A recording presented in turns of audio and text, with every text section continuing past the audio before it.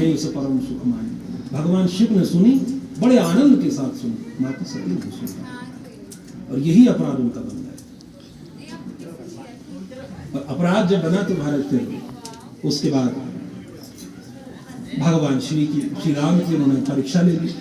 भगवान शिव ने रोका कि भाई ये साक्षात सोई मम इष्ट देव रघुवीरा, अरे ये मेरे इष्ट देव भगवान श्री राम हैं। बोले महाराज ऐसे नहीं मानू, मैं परीक्षा लेके ही मानू। भगवान शिव ने कहा भाई सीधे सीधे साक्षात भगवान से झगड़ा मत मोल लो, अग्नि में हाथ मत डालो। नहीं मानी महाराज। भगवान शिव अपने स्थान पर यथास्थान बैठे रहे। माता सती से भूल ये हो गई, माता सती ने माता सीता का वेश धारण कर लिया, और ये जो वेश धारण किया है इसमें दो लोग संशय पड़ गए, इधर श्री राम, इधर भगवान शिव। क्योंकि भगवान शिव के इष्ट है भगवान श्री राम, वो माता सीता को माता मानते हैं। इन्होंने माता सीता का वेश धारण कर लिया, यहां से इनका गृहस्थ धर्म टूट गया। परीक्षा तो क्या ले पाई। भगवान शिव ने कहा भाई अब सती का कल्याण नहीं, अब इस तन से सती से मेरी कभी भेंट नहीं हो सकती भाई, ये शरीर तो सती को त्यागना ही पड़ेगा। भगवान शिव समाधिस्थ हुए, 87,000 वर्ष तक समाधि लगी। उसके बाद भगवान शिव जागृत हुए तो भाई माता सती सामने बैठी है, जर्जर अवस्था में थी। भगवान शिव को लगा भाई हो सकता है इसने प्रायश्चित कर लिया हो सकता है भाई इससे जो अपराध बना उसका प्रायश्चित हुआ हो, परंतु नहीं हुआ। संशय कभी नहीं जाता।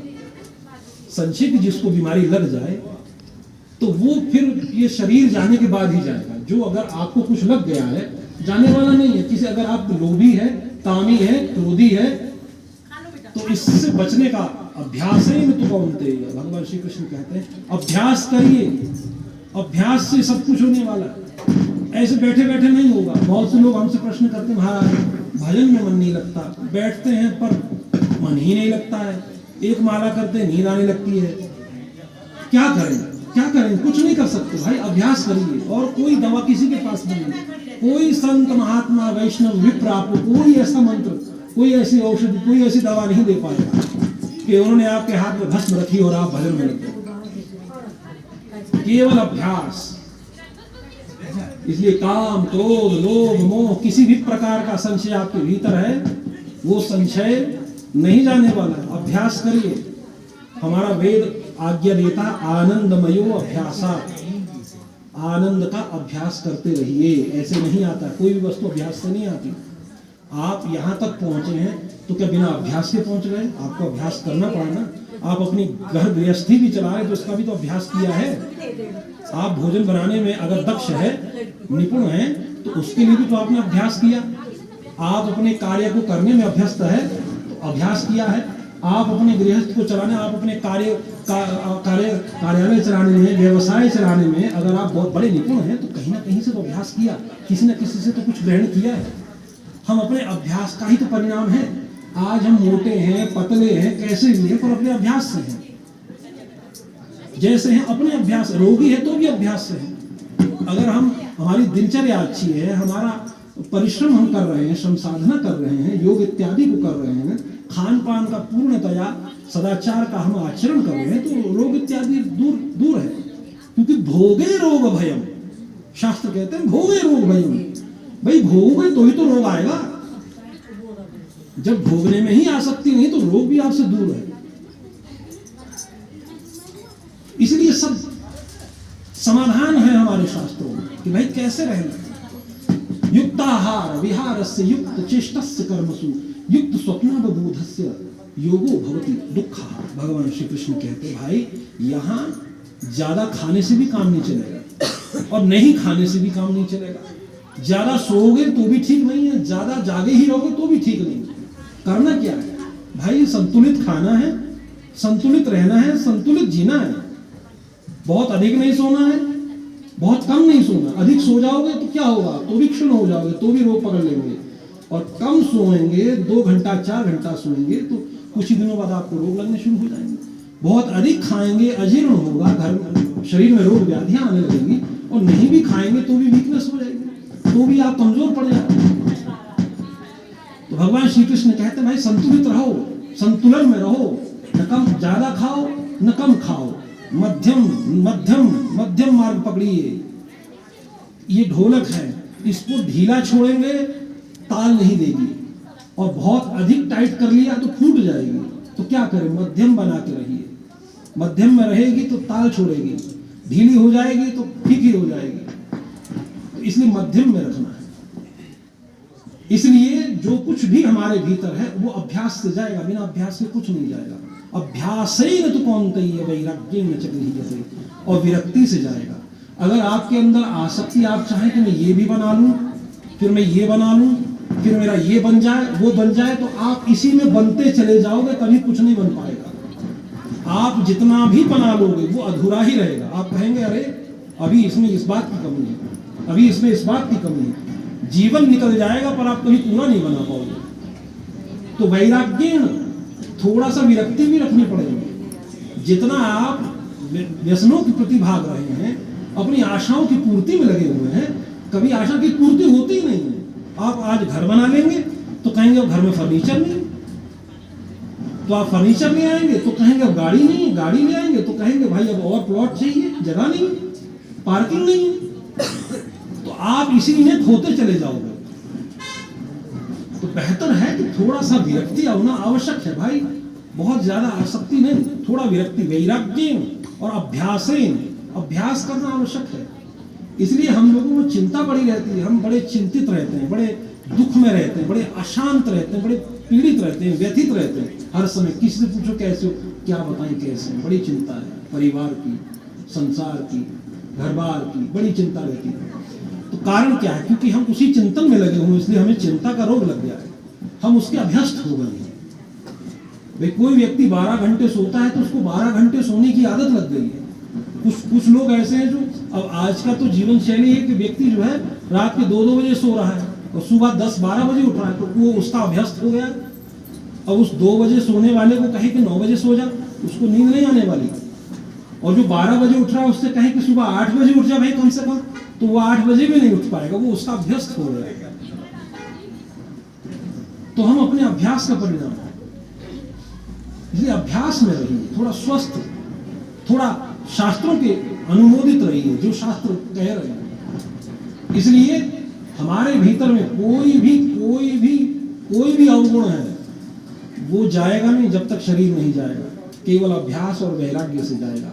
आपको स्वयं अभ्यास करना पड़ेगा, स्वयं विरक्ति में जाना पड़ेगा, तब जाकर के वो जाता है। किसी व्यक्ति को कोई दुर्व्यसन लगाए, आप उसको कितना भी ज्ञान दे दीजिए कि मत पिया कर, मत पिया कर, मत पिया कर, मर जाएगा किसी दिन, बीमार हो जाएगा, नहीं होने वाला कुछ। और उसके भीतर में जब स्वतः ये चिंतन होता है, इस बात का ज्ञान होता है कि मुझे भाई व्यसन से दूर रहना, उस दिन वो छोड़ देता है।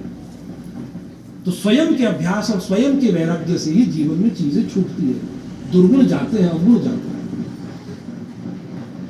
तो माता सती का भी संशय नहीं गया, किसी हाल में नहीं गया। भगवान ज्ञान देने लगे, भगवान शिव ज्ञान देने लगे तो नहीं ध्यान नहीं था, किसी बात पे नहीं था।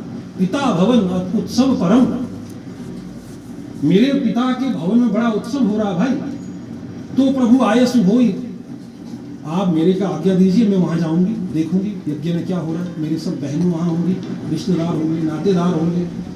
भगवान शिव ने कहा सब कुछ ठीक है, परंतु निमंत्रण नहीं है, और बिना निमंत्रण के कहीं जाना नहीं चाहिए। तो उन्होंने कहा अरे पिता के घर का कैसा निमंत्रण, पिता के घर में बिना बोले जाना चाहिए। भगवान ने कहा पिता हो, मित्र हो, गुरु हो, भाई हो, ज्येष्ठ हो, श्रेष्ठ हो, इसके यहाँ बिना बुलाए जाना चाहिए, कोई बड़ी बात नहीं। परंतु एक बात का ध्यान रखना सती, तदपि विरोध मान जहां कोई, तहां गए कल्याण न होगी। इनमें से अगर कोई तुमसे विरोध मान रहा है तब वहां जाने में कल्याण नहीं। परंतु माता सती नहीं मानी और अपनी इच्छा में रही, गई, जाकर के बहनों ने उपहास उड़ाया, पिता ने पूरी तरह से इग्नोर कर दिया, देखा ही नहीं, पूर्णतया अपेक्षा, दूर, दृष्टि नहीं डालना। सादर भले मिली माता, माता बड़े प्रेम से मिली, माता माता ही रहती है। माता के लिए कोई भी संतान जो है अवगुणी नहीं होती है और कोई भी संतान सद्गुणी नहीं होती है। कोई संतान बहुत अधिक कमा रही है, उसको भी उतना ही भोजन खिलाती, उतने प्रेम से, और कोई संतान बिल्कुल नहीं कमा पा रही है, पूर्णतया मूर्ख है, परंतु उसको भी उतना ही प्रेम करती है। सादर भले मिली एक माता प्रेम से मिली, गई यज्ञ को देखने के लिए माता सती। यज्ञ जब देखा तो कतहु न देख शंभु कर भागा। समस्त देवताओं के भाग थे, समस्त ऋषियों मुनियों के भाग थे, यहाँ तक के नाग नर प्रेत पितर गंधर्व सबके थे, परंतु भगवान शिव का कहीं कोई भाग नहीं था। बस इतने में माता सती जो है इतनी क्रोधित हो गई कि महाराज उन्होंने अपने दाएं पैर के अंगूठे को धरती पर रगड़ा, और रगड़ने से अग्नि को प्रकट किया, और अग्नि प्रकट हुई। अस कही जोग अग्नि तनु जारा, भयो सकल मत हाहाकार। सारे यज्ञ में हाहाकार हो गया, और सती मरत शिव संवर माना, जन्म जन्म शिव पद अनुरागा। मरते मरते उन्होंने भगवान शिव से, भगवान हरि से ये वरदान मांगा कि मुझे भगवान शिव ही जन्म जन्म में प्राप्त हो, जब भी मेरा जन्म हो तो भगवान शिव प्राप्त हो। ते ही कारण हिम गिरि गृह जाई, जनमी पार्वती तन पार। इस वजह से माता सती, क्योंकि अंते यामति सागति, अंत काल में आपकी मति कहां है, कैसी है, किस तरफ है, किस ओर है, वही गति होने वाली है। इसलिए कहा जाता है कि भाई जब अंतकाल आने लगे तो भगवान सुखदेव जी से परीक्षित ने पूछा, भाई क्या करें गुरुदेव, क्योंकि इस संसार में सब जाने वाले हैं, तो कैसे, जो शीघ्र धर्म है, जो जाने वाला, इस संसार में सब जाने वाले, कोई जल्दी जाएगा, कोई देर से जाएगा, पर जाएगा तो भाई, तो उसे क्या करना चाहिए भाई, कैसे अपनी मृत्यु को वो पार करे, क्योंकि मृत्यु से पार तो जाना ही है, परंतु उस मृत्यु का भय कैसे पड़े। उन्होंने कहा, जन्मलाम परम तुम सह अंते नारायण मति ही। सबसे बड़ा लाभ ये है कि अंत समय में भगवान नारायण में मति हो, वहां हमारा ध्यान हो, अभ्यास पूर्वक उसमें ध्यान लगे, अन्यथा जैसी मति रहेगी वैसी गति हो जाएगी। तो माता सती जीवन भर संशय में रही, अभिमान में रही कि मैं दक्ष पुत्री हूँ। दक्ष उस वक्त मतलब प्रजापतियों के बाद साक्षात उनके प्रधान थे वो, और साक्षात जो है ब्रह्मा के पुत्र थे, तो इतना अभिमान था उन्हें, तो इसलिए वो हर व्यक्ति को संशय से देखती थी। तो वो संशय जाते जाते नहीं गया, परंतु एक बात रही कि सती मरत हरि संवर मांगा, जन्म जन्म से पद अनुरागा, ते ही कारण हिम गिरि गृह जाई। अर्थात जो मांगा उससे हुई, अगर उस वक्त भी संशय होता तो नहीं आती। कौन है ये? साक्षात जगत जननी, जो संसार को रचने वाली है। उन्होंने जब पुरातन शरीर को त्यागा और नूतन शरीर को ग्रहण किया, तो पुरातन शरीर की आसक्ति को त्याग करके नूतन शरीर ग्रहण किया। अगर उस समय भी उनका संशय न जाता था तो न जाने उनका क्या होता। उनका संशय गया तो आज वो माता पार्वती के नाम से विख्यात है। इसलिए चर्चा हमारी यहाँ से शुरू हुई थी कि हिमाचल वासियों को श्रद्धा का पाठ नहीं पढ़ाना पड़ता, क्योंकि यहाँ हिमाचल वासी श्रद्धा के साथ पैदा होते, क्योंकि हिमाचल माता श्रद्धा को प्रकट करने वाली भूमि है। श्रद्धा विश्वास रूपिणो, साक्षात भगवान शिव विश्वास रूप है और माता पार्वती श्रद्धा रूप है। तो श्रद्धा इस हिमाचल में जन्मी है, इसलिए हम हिमाचल वासी जो है बड़े श्रद्धालु होते हैं। श्रद्धा हमारे साथ जन्म लेके आती है, और इस श्रद्धा का ही हम पर इतना प्रताप है। आप किसी भी स्टेट में चले जाएं तो वहां ये नाम ले लें कि हम हिमाचल से, तो आदमी एक बार मुड़ के देखता है, आप हिमाचल से, ऊपर से नीचे देखने लगता है, आप हिमाचल से, क्योंकि वो जानते हैं कि हिमाचल के लोग बड़े श्रद्धालु होते हैं, बड़े सच्चे और पक्के होते हैं, और बड़े धर्मात्मा होते हैं। हम यहाँ से अध्ययन करने के लिए वृंदावन गए तो हमने कोई परिचय नहीं दिया, कोई परीक्षा नहीं दी, केवल हमने गुरुदेव से कहा। उन्होंने कहा कहाँ से आए भाई? हमने कहा हम तो हिमाचल से आए। उन्होंने कहा भाई, दो लड़कों से कहा इनको ले जाओ, कमरे में इनका सामान रखवा दो, ये सामने नहाने का नल है वहाँ का नहा लो, और वहाँ भोजन मिलता वहाँ का भोजन कर लो, रात में जहाँ तुम लोग सोते इनको सुला देना। कुछ नहीं, इतना पूछा और उतने में हमें उनने विद्यालय में रख दिया।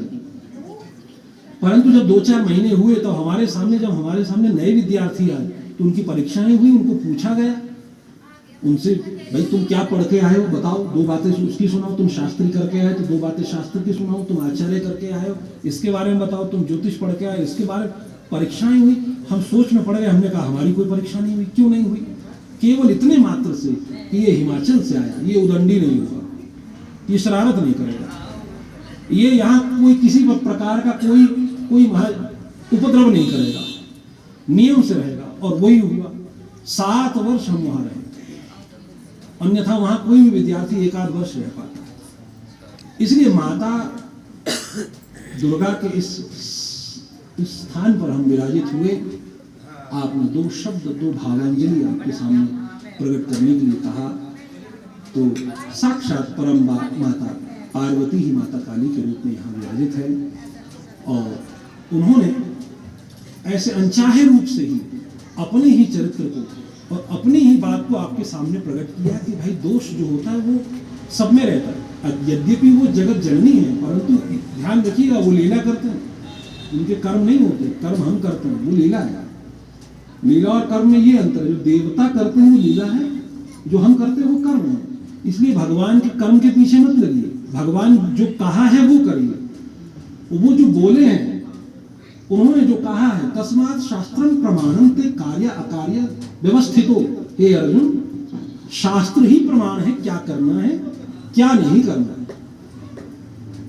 इसलिए जो कहा है वो करिए, जो किया है वो मत करिए, क्योंकि उनका वो किया हुआ हमारे करने में हमारी सामर्थ्य नहीं है। भगवान एक समय में सब जगह है, यहाँ भी है तो भगवान जगन्नाथ में भी है, द्वारिका में भी है, वृंदावन में भी है, अयोध्या में भी है। भगवान ने अनेकों लीलाएं भागवत में ऐसी दिखाई है कि एक स्थान पे दूसरे स्थान पे एक ही समय में है।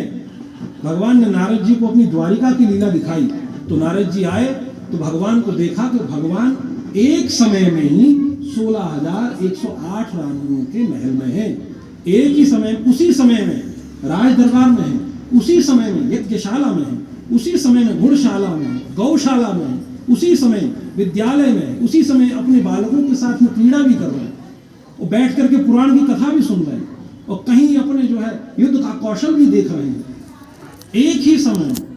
तो भगवान जो करे वो करने की हमारे में सामर्थ्य नहीं, भगवान जो कहे वो करिए। और वो करना कैसे है? भगवान ने कहा तस्मात् शास्त्रम प्रमाणते, जो शास्त्र कहता है वैसा करिए। इसलिए आज आप सभी बहुत बहुत धन्यवाद के भागी हैं।